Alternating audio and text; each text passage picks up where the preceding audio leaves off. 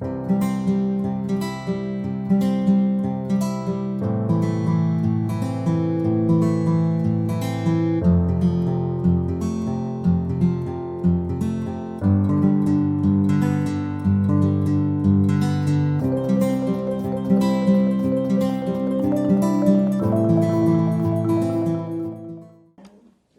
free. That sounded good. Yes. So there's a theme that runs through this first part of Richard Rohr's Universal Christ that we're delving into for 6 weeks. This is week 2, and there's a theme that you might notice. It's a theme of inclusion. It's a theme of all-encompassing. A theme of unifying. It's a theme of unity. And today we join Richard Rohr as he talks about Saul's conversion on the way to Damascus. It's a story you probably know well. And you might remember that Saul was big time in persecuting the people who followed Jesus. He was very prevalent in the establishment. In fact, on his road to Damascus, that's what he was headed to Damascus to do, to persecute and to attack and imprison more people who were following Jesus. And it was right on that road to Damascus that it happened. Saul was struck by a blinding light. He couldn't see, but it didn't stop there. From out of that bright, brilliant light came a voice.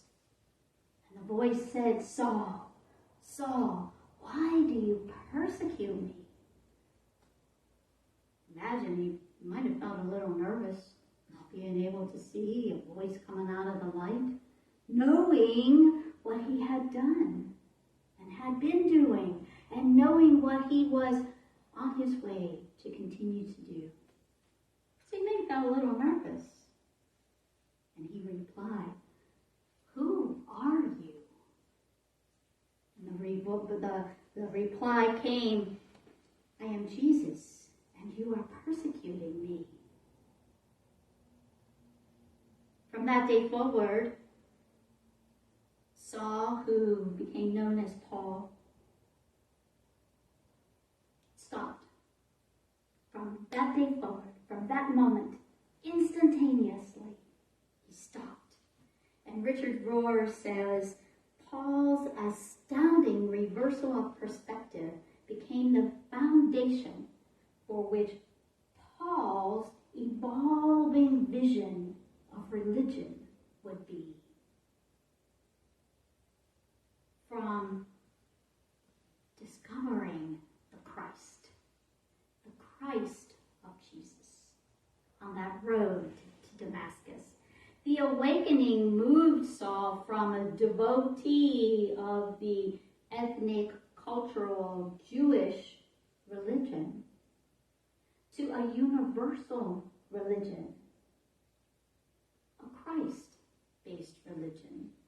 So much so that Saul changed his Hebrew name to its Latin form, Paul. And from there, Paul wrote prolifically to Jesus' followers. He wrote Galatians, Ephesians, Romans, Corinthians, Colossians, Philippians, and Thessalonians. A lot of writing. And he's believed to have written other books in our Bible as well. It was a conversion of great magnitude, wouldn't you say? To go from one moment of persecuting people who followed Jesus to becoming one of Jesus' first disciples. Unity co-founder Charles Fillmore says this about conversion: it's change of heart. Have you ever had your heart changed? It can happen in an instant. It can be a slow progression of change. It can happen in an instant. It's real. It's a true experience that we have. And probably each of us have had one of those conversion moments that's unique to us, unlike anybody else's. But it's a real experience, and it introduced Paul to a new life in the Christ. And we might have that too. Many times people who come to unity experience that kind of feeling. A new life in a new understanding of that Christ consciousness. Understanding those traditional teachings that we may have grown up with in a new and different way. A way that resonates with us, deep within us. So deep that we can then live it outwardly in the world. Fillmore goes on to say that when a person arrives at an exalted consciousness through exercise of their mind in thinking about God. Thinking about God. Now, in the course of a day, it's said that we have 60, 70, 80,000 thoughts. How many of those thoughts are about God? Just before the service, my stomach was rumbling. And I thought, I'm going to get through the next hour. I was not thinking about God at that moment. I was thinking about running to my office and getting some crackers. Oh, those thoughts that we have. But I did it in a very godly way. Gobble them down. All of those thoughts that we have in the course of the day, how often do we focus our thoughts on Spirit, on God, on our source, our connection with our source? And Fillmore says that when we exercise thinking about God, we are lifted above the thoughts of the world into the spiritual realm. Now, if I had taken those thoughts and lifted them to the spiritual realm, I probably would never have noticed the rumbling stomach. I would have been in that consciousness of the divine, pure connection. And it's a beginning to the entry to the kingdom of heaven. And for me, this conversion is a transformation from what I believe in one moment to what I come to understand in a new and different way in another moment. Those are big transformations, life-changing transformations, different understanding. The divine Christ was made known to Paul, and Paul was not shy about sharing that knowledge of the Christ. He was not shy about it at all.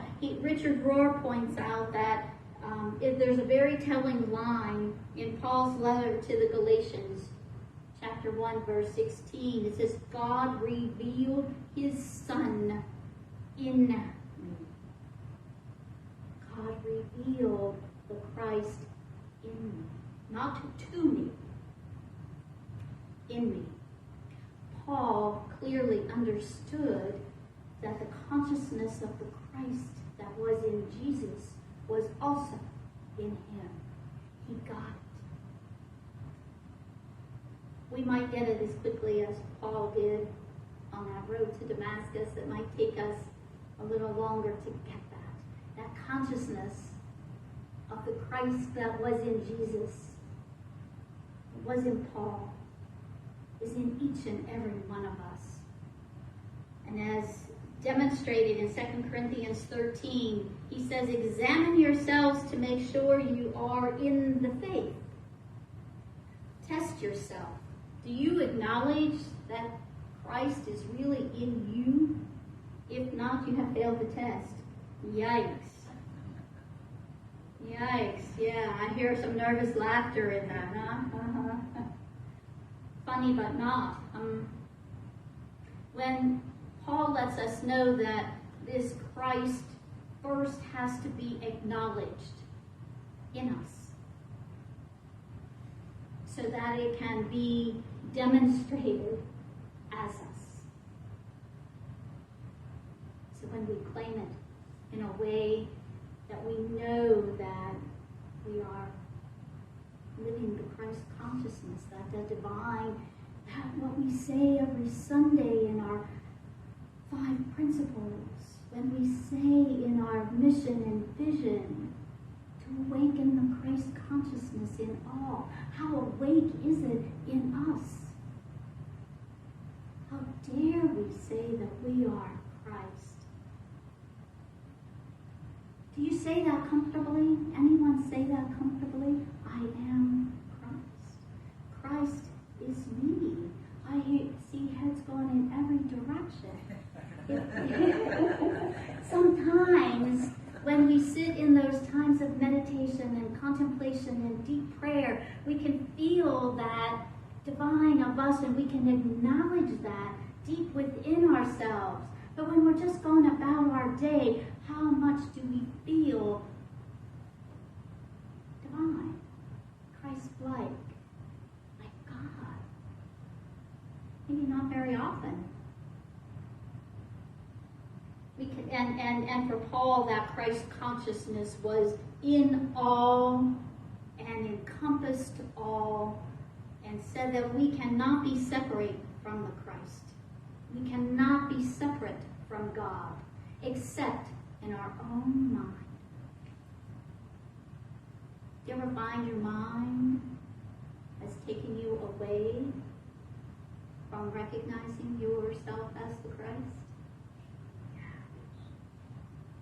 And Richard Rohr says these words, that we cannot be separate.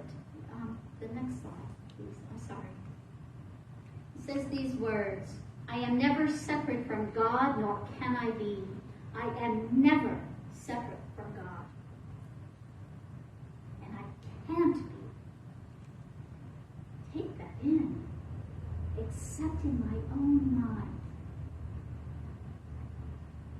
God is revealed in me as me. So let this be our prompt for this week. And read those words aloud with me, if you will. I am never separate from God, nor can I be, except in my mind. God is revealed in me as me. I hear them. I hear those words. And yet we hold them in our mind, right? That thinking part of our being. We hold them in our mind where we analyze them and dissect them and reconfigure them in a way that's palatable to our mind. Richard Rohr says, stop and breathe them in. Breathe them into the very cells of your being. So I'm going to invite you to do that right now. And if you're comfortable, gently close your eyes and allow these words to drift from your mind, drift from the thinking of them, and feel them. Let them move into your heart space. And allow them to move into every cell of your being. I am never separate from God. I can never be separate from God, except in my mind. So sinking into your heart, feel these words. God is revealed in me as God is revealed in me as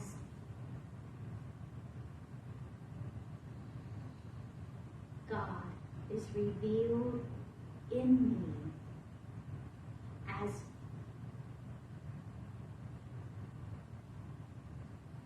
gently open your eyes and notice if there's a shift in your energy, shift in your perception by allowing those words to move feeling heart. In today's language, a conversion would be called a paradigm shift. Something that takes place in our thinking, a change in thinking. And Richard Rohr says that Jesus can hold together one group or religion. Jesus is a common denominator in a lot of religious traditions. And yet the Christ consciousness can hold together everything, leaving out nothing. And we have seen in modern times Christianity dividing and separating, sorting people who appear unlike the tradition of a particular Christian faith. People who think differently, worship differently through the vast number of religions. People who vote differently, live differently, love differently, are less or more educated. People of different cultures, different races, different ethnicities, and on and on and on. We use many markers to sort and separate. But Christ consciousness includes it all, everyone, and everything. Richard Rohr cites Colossians 3:11. There is only one Christ. Christ is in everything, and everything is in Christ. Remember, it's not Jesus of Nazareth that we're speaking of. It is Jesus the Christ, awake and aware of the divine consciousness. Again, Rohr cites Colossians 1:19-20. All fullness is found in Christ, and through Christ all things are reconciled. Everything in heaven and on earth. Everything is reconciled. Because when we're in our Christ consciousness, we're not judging, we're not separating, we're not excluding, we're not leaving out anyone or everything. We're saying, welcome, come. We are one. We are all part of the same source. We are all made in the image and likeness according to God. Christ consciousness welcomes all of that. Everyone and everything. The person on the street asking for your coins, they're included. Those who look differently than us, they're included. Those who worship differently than us. This is our way to worship. We include them all. Everyone. Continuing with the unity, the God of unity and unification, Rohr writes about experiencing God within ourselves and beyond ourselves. Out there in the world we live in. Do you experience the Christ in everything you do and everyone you see? Do you notice that? I particularly enjoy this thought that when we see God as we interact with others, it is that interaction with others that we get to see the presence. Others are mirroring the divine, the Christ, the presence back to us. They are mirroring it to us.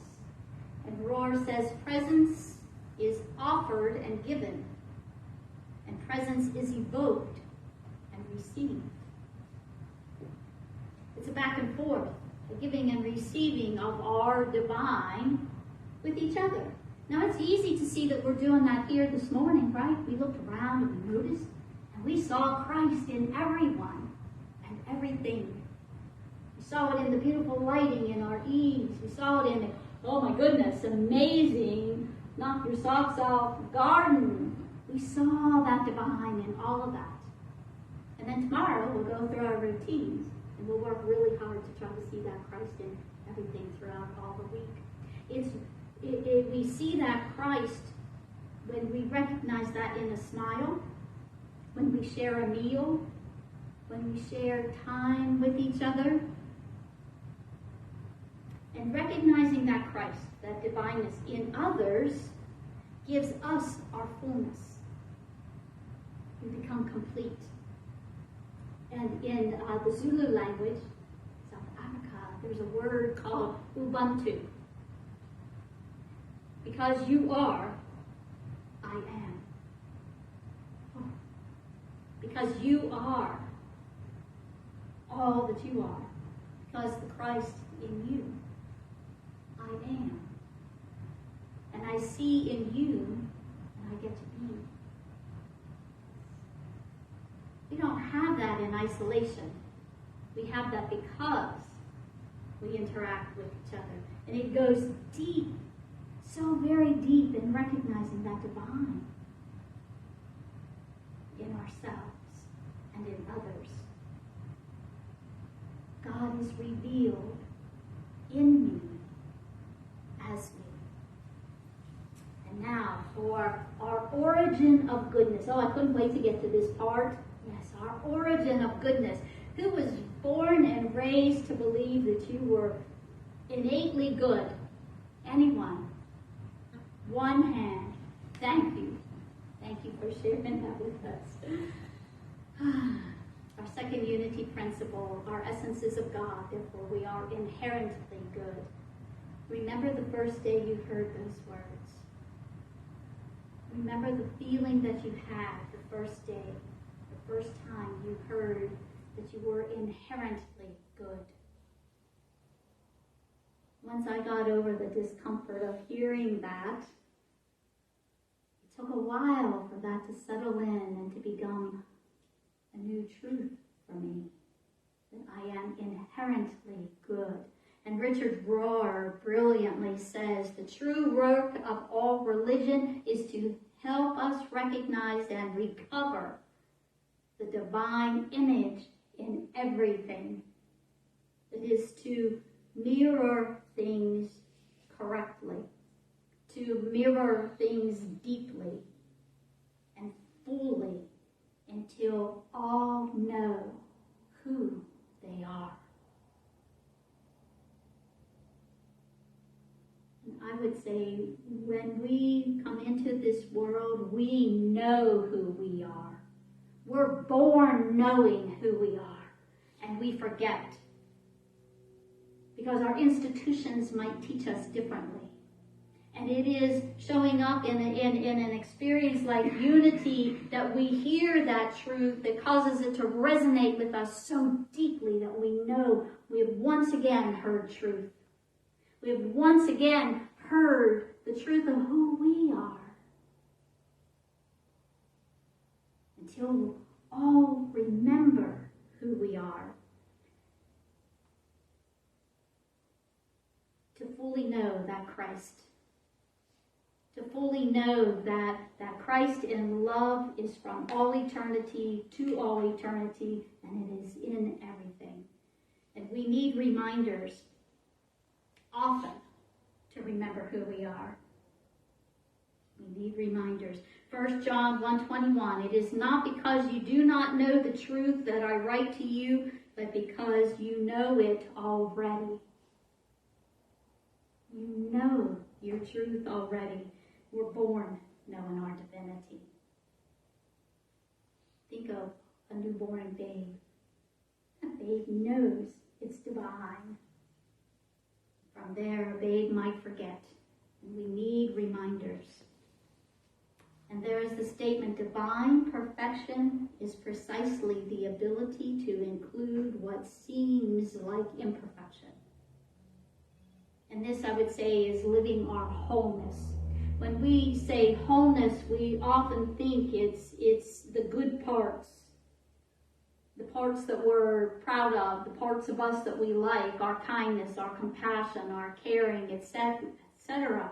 But living wholeness is actually living the beautiful expression of ourselves and the not so beautiful. It's accepting it all. The compassion of ourselves and the selfishness. The generosity and the stinginess.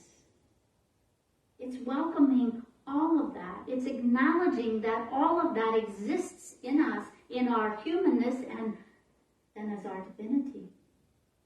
The love and the hate, the kind and the unkind.